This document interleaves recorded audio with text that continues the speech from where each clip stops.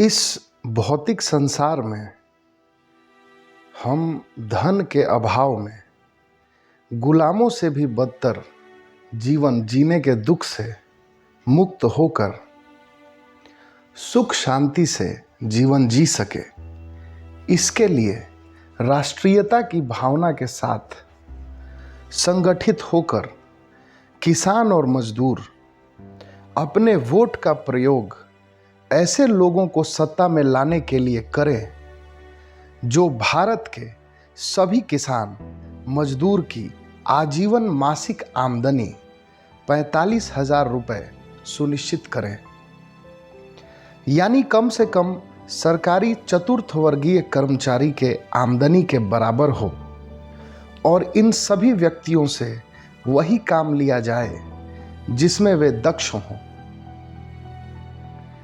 इसका मतलब यह हुआ कि मजदूर और किसान अपने वोट की शक्ति और उसका उचित मूल्य समझें।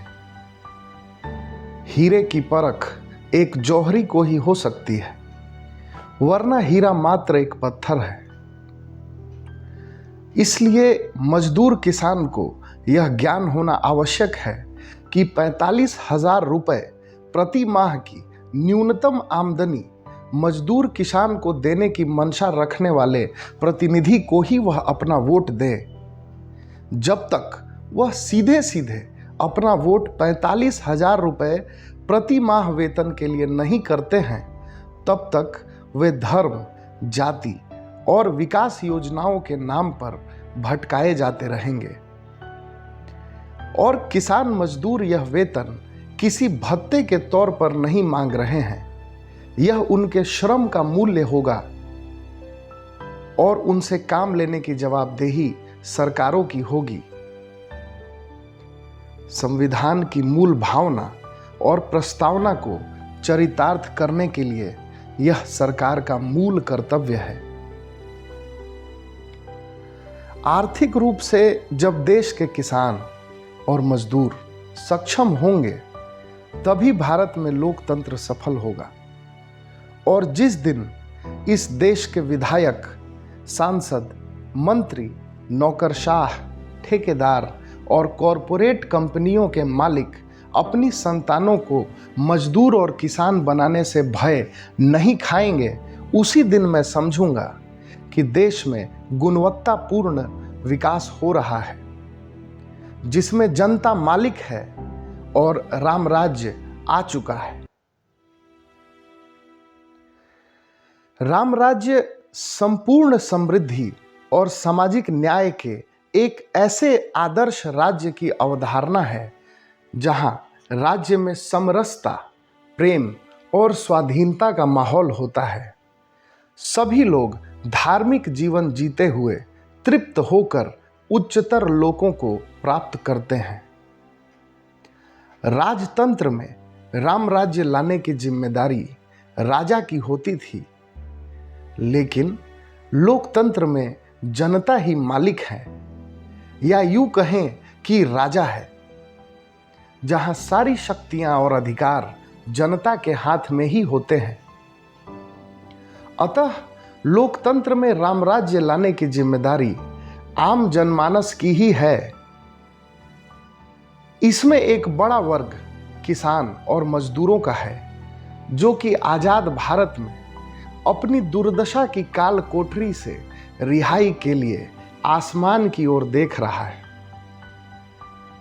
वर्तमान विकास के तिलिस्म में वह यह भूल गया है कि वही इस लोकतंत्र का मालिक है, जिसके कारण वह एक अभिशप्त जीवन जीने को विवश हो गया है। अथर्ववेद की घोषणा है, माता पृथ्वी पुत्रोऽहं पृथिव्याः, अर्थात पृथ्वी मेरी माता है और मैं इस पृथ्वी का पुत्र हूं। समस्त जीवों का पालन करने वाली, समस्त जीवों को धारण करने वाली, समस्त जड़ी बूटी औषधियों को प्रदान करने वाली, सागरों, नदियों, झरनों और सरोवरों के जल से सुशोभित, पर्वतों, वनों से आच्छादित पृथ्वी पर कृषि करके मनुष्य प्राणवान हुआ, चेतनावान हुआ, प्रज्ञावान हुआ। उसने अपौरुषेय से परिचय किया तथा अलौकिक को जाना। धरती माँ के आंचल में मनुष्यता सदियों से खूब फली फूली, साथ ही समस्त सृजन और इतिहास की साक्षी बनी रही। आज के समय में किसान और मजदूर जिस विकास गाथा के सहभागी रहे हैं, वह वर्तमान विकास मानव को अपने गांव से, परिवार से, प्रकृति से और जीवन से काट रहा है। वर्तमान विकास सिर्फ प्राकृतिक संसाधनों और वनों के विनाश पर आश्रित है। अनगिनत नदियां, जंगल और पहाड़ वर्तमान विकास की भेंट चढ़ चुके हैं।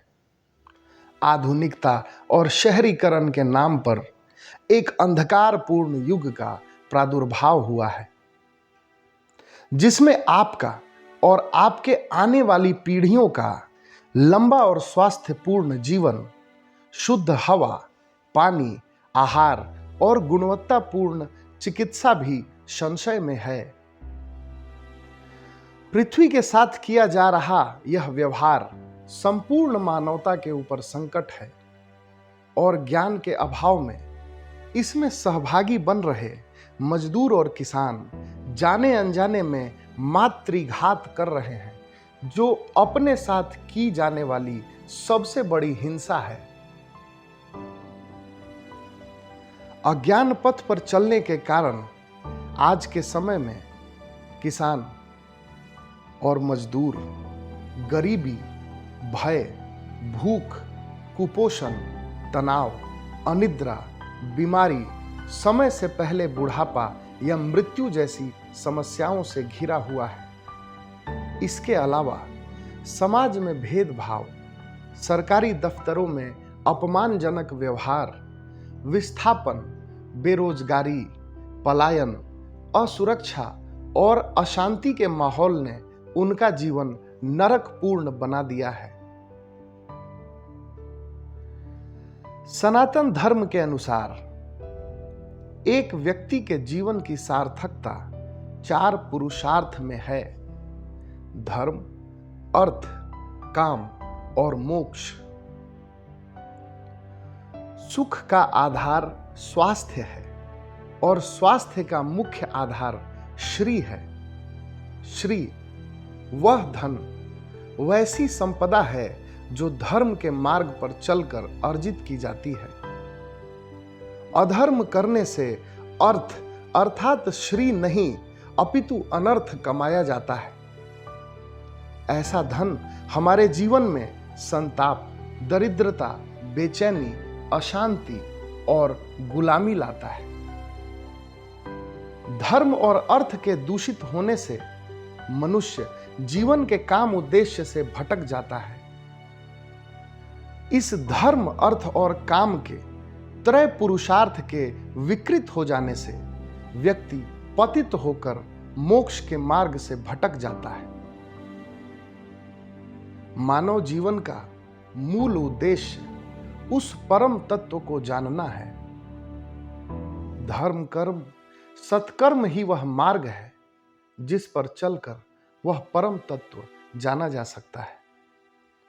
और इस धर्म पथ पर चलने के लिए देश के सभी वर्गों की आर्थिक संपन्नता आवश्यक है, क्योंकि श्री से संपन्न समाज में ही राम राज्य आ सकता है। लोकतंत्र में सरकार से यह अपेक्षा की जाती है कि वह अपनी कला, विज्ञान और तकनीक का विकास करके अपने देश के सभी नागरिकों को निर्धनता से मुक्त कर संपन्न, संतुष्ट और खुशहाल राष्ट्र बनाएं। इलाज बीमारी का होना आवश्यक है। सिर्फ बीमारी से उत्पन्न शरीर के दर्द का इलाज बीमारी ठीक नहीं कर सकता।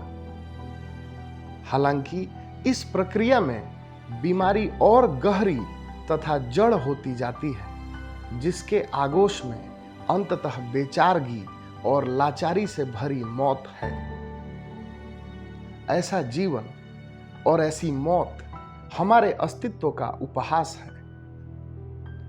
इसलिए यह आवश्यक है कि मजदूर और किसान अपने परिवार और आने वाली पीढ़ियों के जीवन के मूल्य को समझते हुए अपने अमूल्य वोट को वैसे लोगों को ही सत्ता में लाने के लिए उपयोग करेंगे जो सभी मजदूर और किसान को उनके श्रम का उचित मूल्य 45,000 रुपए मासिक वेतन देने की मंशा रखते हों। सम्यक कर्म ही जीवन का तप है। भगवत गीता में भगवान श्री कृष्ण कहते हैं, यतः प्रवृत्ति भूतानाम येन सर्वमिदं ततम स्वकर्मणा तमभ्यचर्यम सिद्धिम विन्दति मानवः। अर्थात जिस परमेश्वर से संपूर्ण प्राणियों की उत्पत्ति हुई है और जिससे यह समस्त जगत व्याप्त है, उस परमेश्वर की अपने स्वाभाविक कर्मों द्वारा पूजा करके मनुष्य परम सिद्धि को प्राप्त होता है। अपने आत्म स्वाभिमान और गरिमापूर्ण जीवन जीने के लिए जो भी स्वाभाविक कर्म हो, जो जीवन संघर्ष है, वो कर्म तपस्या ही हमें परमात्मा के आराधना के योग्य बनाता है। चूंकि लोकतंत्र में राम राज्य लाने की गारंटी जनता की है, अतः अपने आराध्य को प्रेरणा मानकर इस दिशा में हम प्रयास करें, ऐसी मेरी कामना है।